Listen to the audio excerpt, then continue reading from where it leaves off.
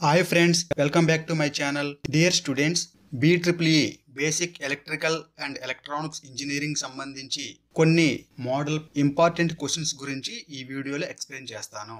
Dear students, ఈ BEEకి సంబంధించి లేదా ఇంజనీరింగ్ ఎడ్యుకేషన్ కి సంబంధించి మీకు ఇంకేమైనా డౌట్స్ ఉంటే నా టెలిగ్రామ్ గ్రూప్లో జాయిన్ అవ్వండి.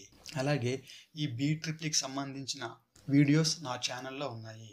మీకు ఎవరికైనా కావాలనుకుంటే వెంటనే నా ఛానల్ని సబ్స్క్రైబ్ చేసుకొని ప్లేలిస్ట్లో మీకు కావాల్సిన వీడియోస్ చూడండి. డియర్ స్టూడెంట్స్, మనందరికి తెలిసిందే. Dear students, basic electrical and electronics engineering part A అంటే ఎలక్ట్రికల్ పార్ట్లో యూనిట్ 2 వచ్చేసరికి 1 మార్క్స్ క్వశ్చన్ చూస్తే ఇవి కూడా కొన్ని శాంపుల్ క్వశ్చన్స్ మీకు రిఫరెన్స్ కోసం. ఈ క్వశ్చన్స్ అన్నీ యూజ్ అవుతాయి. ఇలాంటి మోడల్స్ మీ ఎండ్ ఎగ్జామ్లో వచ్చే అవకాశం అయితే ఉంది. List out applications of DC generators, list out applications of three-phase induction motors, what is a transformer, Faraday's laws of electromagnetic induction, types of DC motors, types of instrumentation, the moving iron, moving coil ఉంటాయి కదా ఆ types.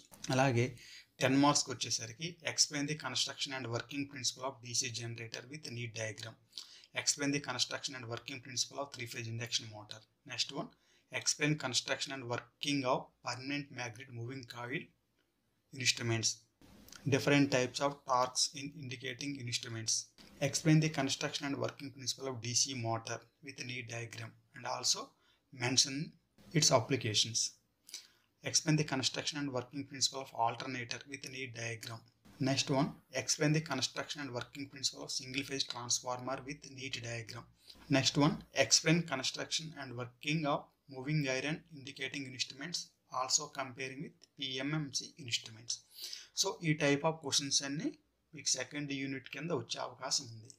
Okay dear students, బేసిక్గా ఈ 10 marks questions మన సిలబస్లో ఉండేది DC generators, DC motors, 3-phase induction motors, alternators, transformers and ఇన్స్ట్రుమెంట్స్కి వచ్చేసరికి moving coil instruments and moving iron instruments. ఈ టాపిక్సే మెయిన్గా మనకైతే ఉన్నాయి. సో ఈ టాపిక్స్లో మీకు ఏ క్వశ్చన్ ఇచ్చినా ఖచ్చితంగా దానికి నీట్గా డయాగ్రామ్ డ్రా చేసి దాని కన్స్ట్రక్షన్ గురించి అడిగితే డిఫరెంట్ పార్ట్స్ ఏవైతే ఉంటాయో పార్ట్స్ అన్ని క్లియర్గా ఎక్స్ప్లెయిన్ చేసి మెయిన్గా ఏదైనా ఒక పార్ట్ తీసుకుంటే దాని మెయిన్ ఫంక్షన్ ఏంటి, అది ఏ మెటీరియల్తో తయారు చేస్తున్నారు.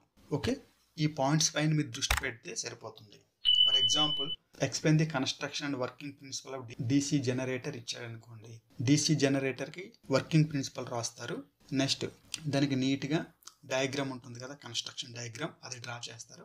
నెక్స్ట్ దాంట్లో పార్ట్స్ ఏవైతే ఉంటాయో ఆ పార్ట్స్ అన్ని ఒక్కొక్క దాని గురించి ఎక్స్ప్లెయిన్ చేస్తారు. దాని మెయిన్ ఫంక్షన్ అదే మెటీరియల్తో తయారు చేస్తున్నారు. ఫర్ ఎగ్జాంపుల్ DC జనరేటర్ తీసుకుంటే దాని ముందు Faraday's laws principle of operation రాయండి. Whenever a conductor placed in a magnetic field dynamically or motionally an EMF is induced according to Faraday's laws of electromagnetic induction అలా రాస్తారు.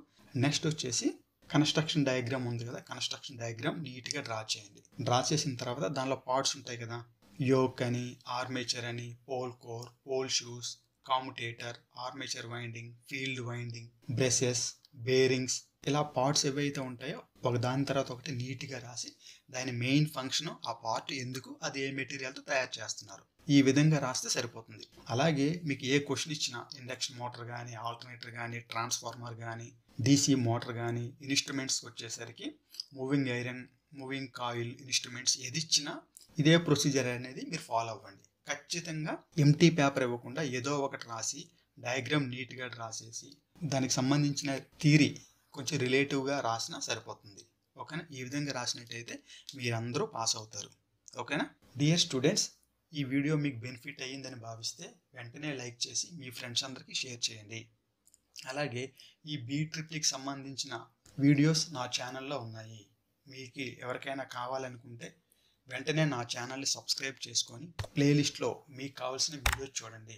మీ అందరికీ all the best. Friends, మనం గతాన్ని మార్చలేము కానీ భవిష్యత్తుని మార్చగలం. Thanks for watching.